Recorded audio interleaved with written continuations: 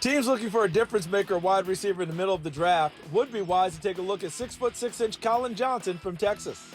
He certainly has the bloodlines to be successful. His father, Johnny, was an All-American defensive back at the University of Texas and played 10 seasons in the NFL. It definitely influenced me growing up. First off, it's in my genes. It's just the way I'm wired, honestly. But I just fell in love with football and just watching his old tape, just him talking to me in my ear, just telling me, learning stuff.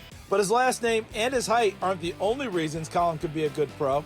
Everybody likes big, tall wide receivers, big, tall, long wide receivers, but my size doesn't make me. It's just a feature there for me to help me on the field, but it's really just my motor and just how I'm just trying to keep getting better, and then I'm just happen to be a big guy. I got a nose for the ball. You don't hear that a lot for offense, especially wide receivers, but I'm going up and getting it. I don't care where it is. I just tell my QB throw it in my zip code and I'm going to go get it, or do everything I can to go get it at least. You know, I just work really hard because when I step on the field, I believe no one works harder than me, and that's what gives me my confidence, really. He, without a doubt, Collin, that is one of the best blockers I've ever seen, and having played defensive back in the NFL for as long as I did. Us DBs, we don't like receivers that like to block. Well, you know, there are a lot of guys who can catch, do all those things, but Collin is a complete player. Another sleeper to keep an eye on later in the draft is Kentucky's Lynn Bowden. A high school quarterback, he's excelled as a wide receiver and kick returner in college.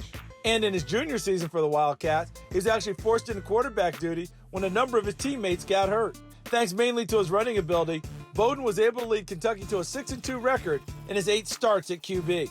It probably wasn't a surprise to his former coaches and teammates at Warren G. Harding High School in Ohio, where he started on the football field and the basketball court. Most of the college coaches that I talk with, and that as I see him at the next level, foresee him at the next level, is probably a slot guy.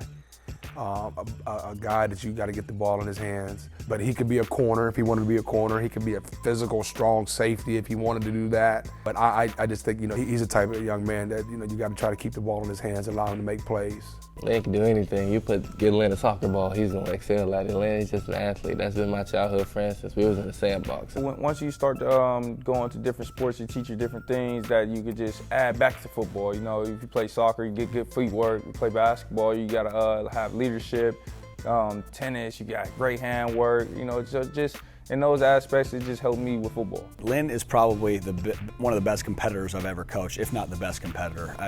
Lynn Bowden loves to compete, and I love guys that love to compete. And coaching Lynn Bowden's been a joy for me. Lynn will be moving back to receiver in the NFL, and his athleticism will certainly intrigue some team to take him in the later rounds.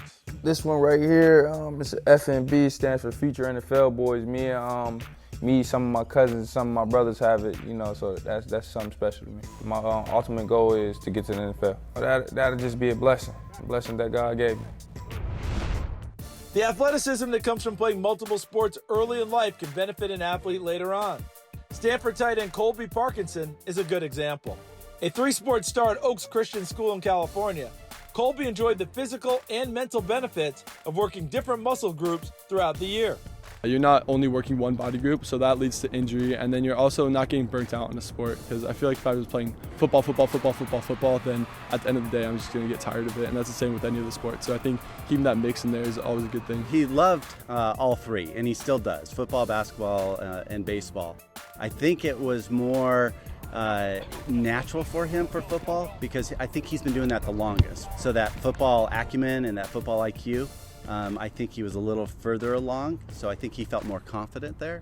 But if you were to ask him about what his favorite sport is, he'll say, "Ask me, you know, during what season." Playing 3 sports is awesome, you know, go from one to the next, and you know, he was one of the guys that could do that, and was really a top basketball, top baseball, and a top football player. But as he got older, I think this year especially, he had to drop one of the sports so that he could really concentrate on getting in the weight room and doing the things he had to do to really follow his dreams of playing big-time football at a great university like Stanford.